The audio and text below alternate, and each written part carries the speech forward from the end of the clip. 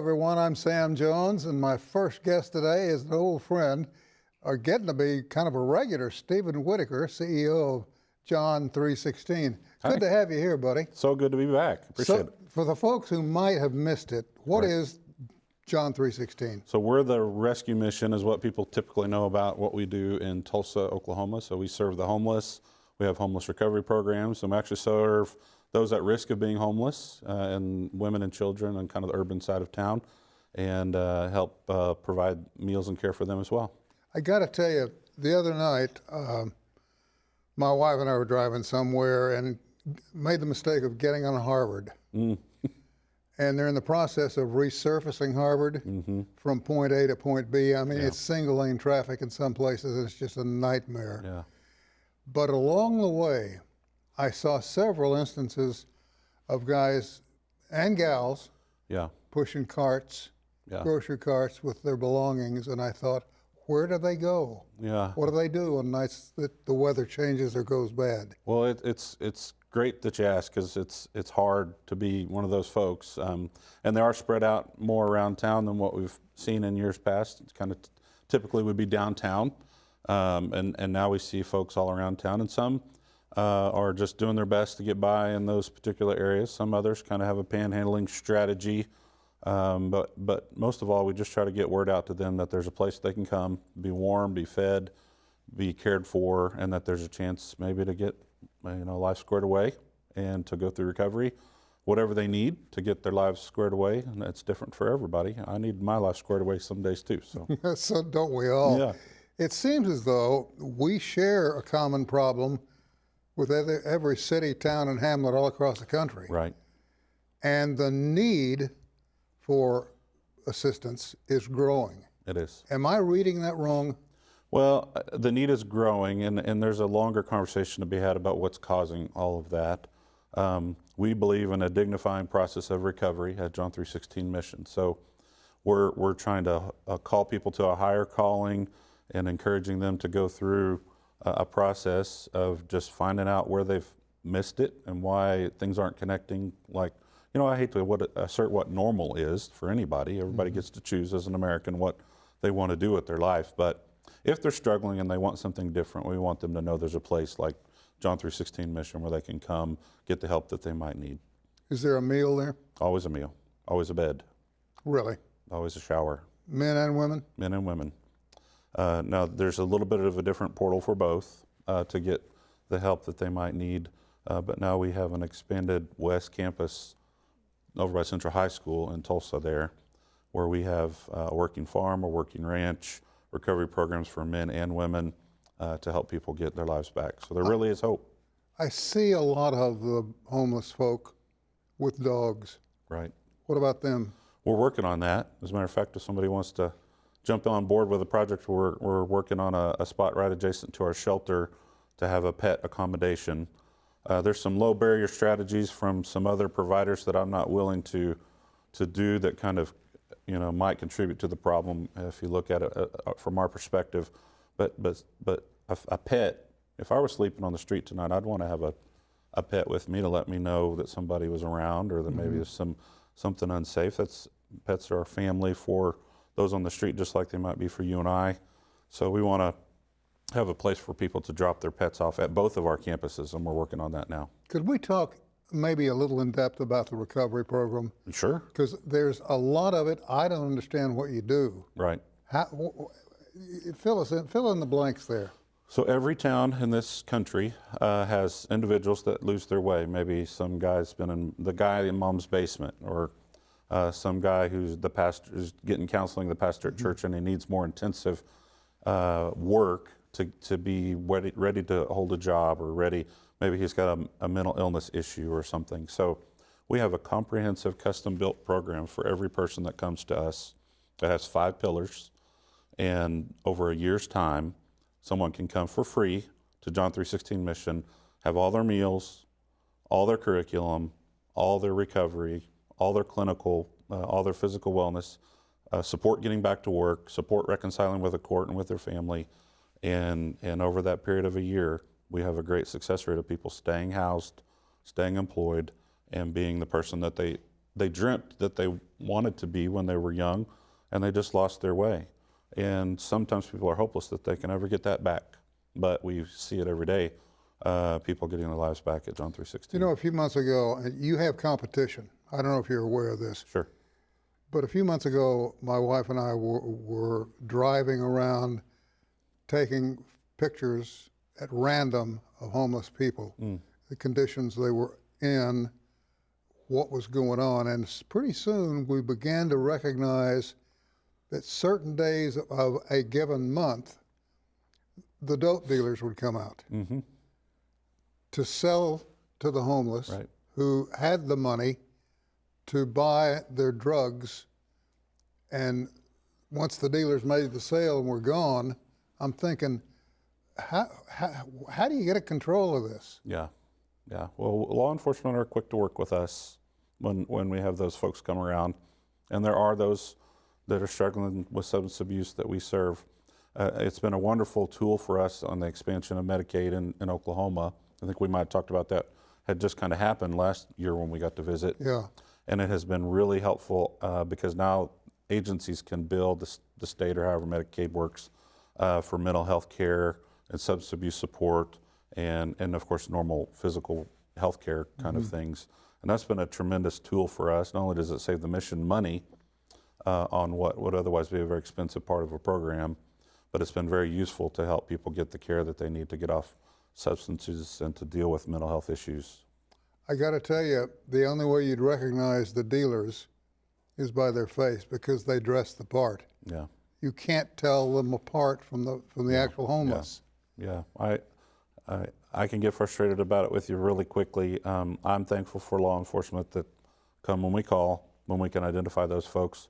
I will say that on property, our staff are very good at identifying those people.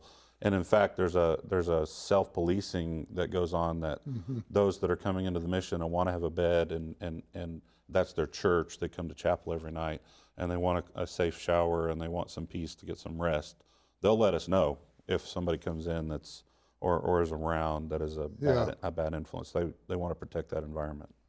As you sit here now, knowing all that you know, and all that they face when they're on the streets and when they get to you, what's the outlook for the coming year? Well, I'd like to think it's positive. With the expansion of our recovery campus, I think we have a lot of work in front of us that's positive and will make a dent in the issue. We'll see. In Tulsa, of course, we just elected a new mayor, and so that there's some unknowns there of what that approach to helping provide a consolidated approach with all the other agencies will look like, and how coordinated we can get, how quickly. I think that is a big answer to that question that you ask about how's next year look. The economy, of course, drives a lot of it and how we do in the near term on just simple economics and the additional support we can provide with mental health and substance abuse. I think it's probably going to be a challenge going forward with some of the conditions we see. All we can do at John 3:16 is put our head down and continue to work and create awareness and be vigilant. And just kind of bow your neck and dive in. That's right. Reminds me of a song. Where did that come from? Doors to the mission. Oh. Open at 7. Yeah. Meals will be ready about 9, but right now it's 6:30. They're ragged and dirty. Yeah. They're sitting and standing and laying in line. Wow. You ought to get that song. I should get that song. I'll get you that. Okay, I appreciate that. I'll get you that. So, hey, listen, thanks, Stephen, for coming by. Sure, my Appreciate pleasure. it. Thanks for having us. And we'll do it again. Okay. And keep Deal. hammering away till maybe we make a dent in it together. Okay, amen. All right, you're a good man. We'll be back and take another one right after this.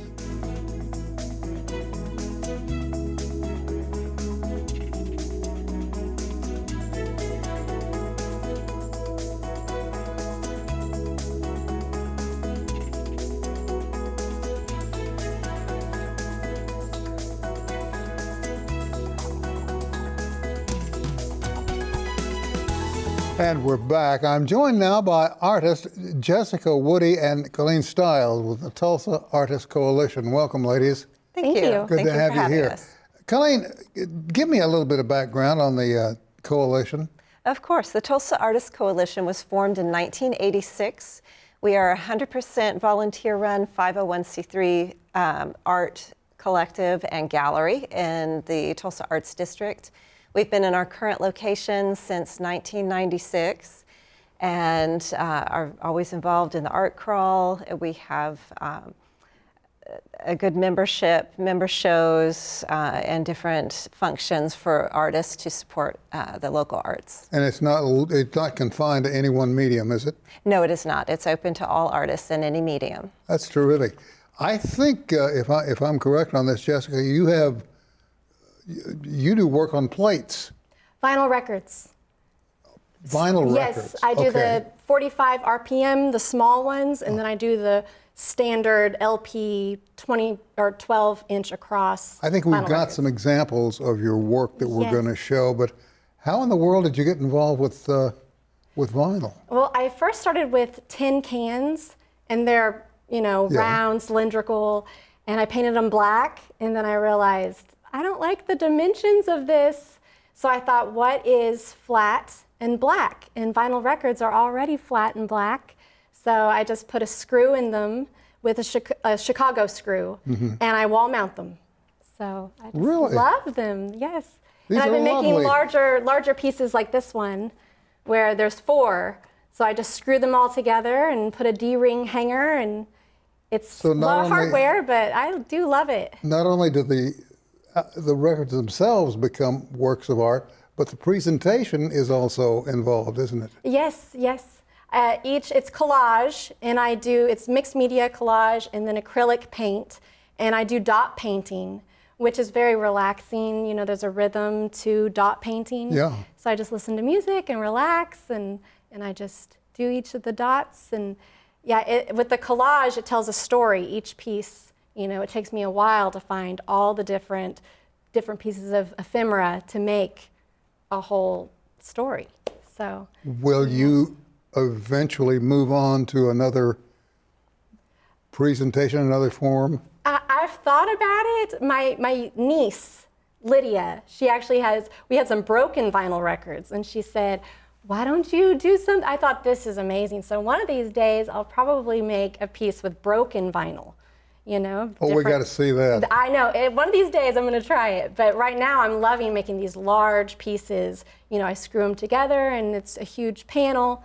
So I want to just keep getting, expanding on my size. Colleen, you've got to have your finger on the pulse of the art community quite tightly, don't you, to know what's going on out there? I try. How do you do it? Just being involved, being present. So we have a different show every month in our gallery. So I'm very involved in the whole process of bringing the artists in and organizing everything. And then on First Fridays, I try to hit all of the other galleries and just kind of be aware of what's going on in the district. Jessica's work is going to be displayed, I think, December 6th. Is that in your gallery? Yes, it will be on display the 6th through the 28th, and then she's going to do an artist talk. We'll have a reception and artist talk on December 14th. Where can they get more information on this? You can get this on our website, tacgallery.org. We've got all of the information on the show. We've got a calendar with upcoming events. Tulsa and surrounding areas owes a debt of gratitude to the women who helped settle this part of the country, because the men came here for oil. They didn't care anything about anything else. All they wanted to make money on oil. And the women said, well, I'm not going to sit home. I'm going to do something.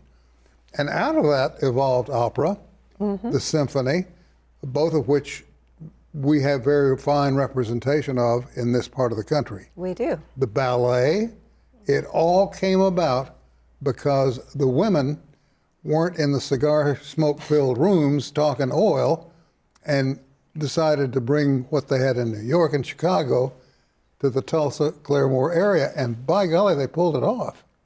They did. What's next for you? I'm wanting to go to other places. I've had my art in Brainerd, Minnesota on an art on record exhibit where it was a national exhibit, different artists who make vinyl record art. So it was great being a part of that. but I want to try to get my art in other galleries out of state. I'm thinking Las Vegas next, hopefully. Let's delve into this just a little bit. What's your background in art? I did not go to school for art, but I've always done it. I just love making art. My mom was very artistic, so it's just kind of a natural, you know. You got to love the colors I of just love fall. it, you know. And the meticulous cutting of the paper and the painting and just relaxing with it, with the music. I love it. It's a pastime, but it's grown into, you know, I have a passion for it. So. Well, that's what it takes. It does. And there's some call of the wild here, if you will, because artists seem drawn, well, not seem drawn, they are drawn to creativity. And you never know. You never know how it's going to turn out, what's going to happen, what they're going to produce. And you're a prime example. Don't throw away your records. I have a place for them. Yes. There's lots of local record stores where I go and I'll pick up the just discarded vinyl records. They're defective or scratched, or they don't sell them very well. So I'll just take those, and I have a use for them. You know, years ago, I don't know if you can still get them, but years ago, I remember when I was in radio, commercials and commercial programs came on records something like this, and they fit the old Gates turntables, you know, and they were huge. And after they played once, that show was dead meat, and we tossed them. Every radio station did the same thing. Wow. Yeah. So they're out there, and some people have them in warehouses. You might check That's with where some of I the want to record go. companies. Yeah. We don't want them to end up in a landfill somewhere. Really? Yeah, I'll take them. Yeah, I've seen ashtrays Take made them off out their of, hands. out of records. What's ahead for you guys? What are your plans now? Well, the Tulsa Artists Coalition is having our 35th annual members show in January. So after Jessica's show comes down, that goes up. The deadline for entries, all you artists out there, is December 11th. Wow. So you have a lot of plans on the drawing board. Absolutely. Are there artists out there that we haven't heard about yet? Oh, obviously. There are always new artists surfacing. And you're going to bring them to us, right? We are. All right, I like that. Listen, good luck in Las Vegas. Thank you so much. And My brother lives there. Let me so. know if you find any of those big records. I'd love to have one of will those look. myself. Yes. I collect old broadcast gear, so I would love my that. house looks like a junked up museum. Anyway, thank you both for coming in. Thank you. Thank you Very for having grateful us. to you, and you stay in touch with me. I will. All right. Short break. We'll be back with more right after this.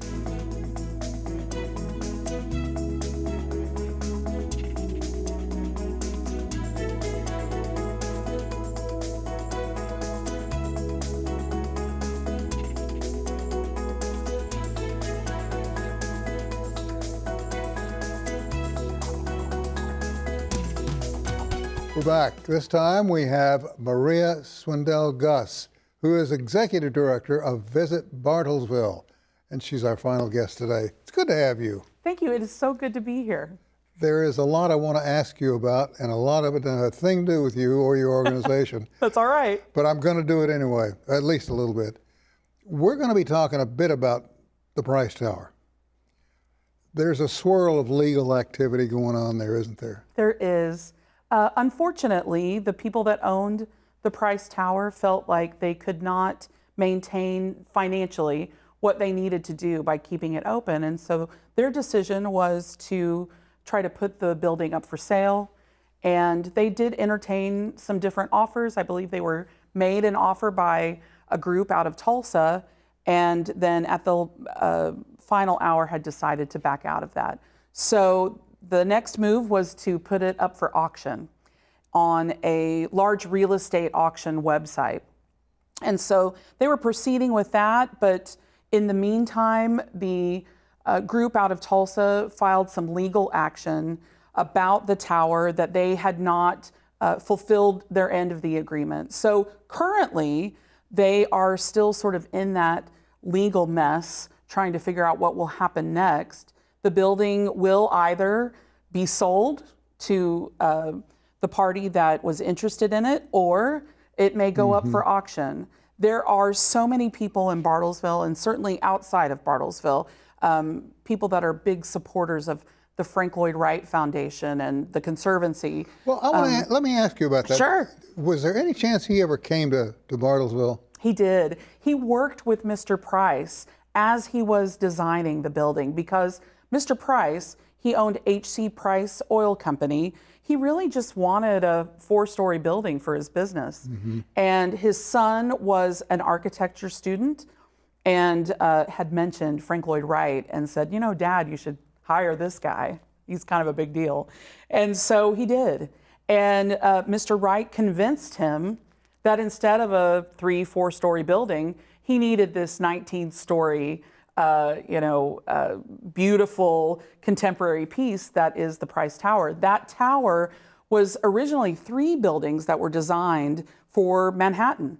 And the Great Depression came, the plans were scrapped, and when he was asked by Mr. Price's son to create this building, he pulled those plans back out, and that's how we got the Price Tower. Well, I got to tell you, what he did in the design of that building is incredible. It is absolutely. Does anybody know where he stayed when he came to Bartlesville? You know, I don't know where he stayed. He designed actually 2 homes, or 2 buildings in Bartlesville, the Price Tower, and then he also designed Mr. Price's home, which was called Hillside. And that is owned by a private family. Is it still standing? It is. It's still standing. I bet it's beautiful. It is absolutely beautiful. I have the good fortune that they live across the street from me. And so I get to see the house every once in a while. I've been through the building, and it's just absolutely breathtaking. So far ahead of its time. But we need to get back to what we're here to talk about, Sure. Which has to do with an event that takes place called the Festival of the Nativity. What is that? So there was a group of people in Bartlesville that decided that, you know, your nativity set goes up and it's only there for you to enjoy, but there is such a diverse group of people that live in Bartlesville. Many of them, of course, worked for Phillips or ConocoPhillips, and so many of them have traveled or lived abroad. And so they had this wonderful idea to bring everyone's nativities on display. So they do that. It's actually a partnership between the Church of Latter-day Saints, St. John Church. They host it at their facility. And we have seen nativity sets from all over the world, just so beautiful, some that are very simple, some that are very ornate. And it was something just to sort of kick off the holiday season, invite people from so many different backgrounds and all different kinds of created nativities. I mean, they really are artwork at times. I have seen nativities made out of just plain rock. Now, that's hard to imagine until you stand back and look at it, and you couldn't take your eyes off of it because the artist had put together a nativity out of rock. And you knew instantly what it was. You knew what you were looking at. Well, and isn't that the intent, to elicit some sort of emotion and reaction? And so when you walk into that building and they have all of those nativities set up, it really is something quite beautiful. It's the first week of December, and of course, anything that's happening in Bartlesville during the holidays should be on our calendar at visitbartlesville.com. And we really would love to see more people come and experience that. It's something that has taken place in other locations around the world. And that starts December 6th. Correct, right. And they can get more information on your website? Yes, sir. Great. Hey, thank you for coming Oh, in. you're so welcome. I'm so glad to be here. You're a pleasure to talk to. I'm going to have to come up there and rattle the chains. Please. I got to find pictures of Frank. Yes. Find some pictures of Frank and come to Bartlesville and I'll take you out to lunch, Sam. You're on. I'm a big eater. My middle name is Pig. Thank you, darling. Thank you. Well, we're all out of time. Thank you for being a part of it, and we'll see you back here again next week.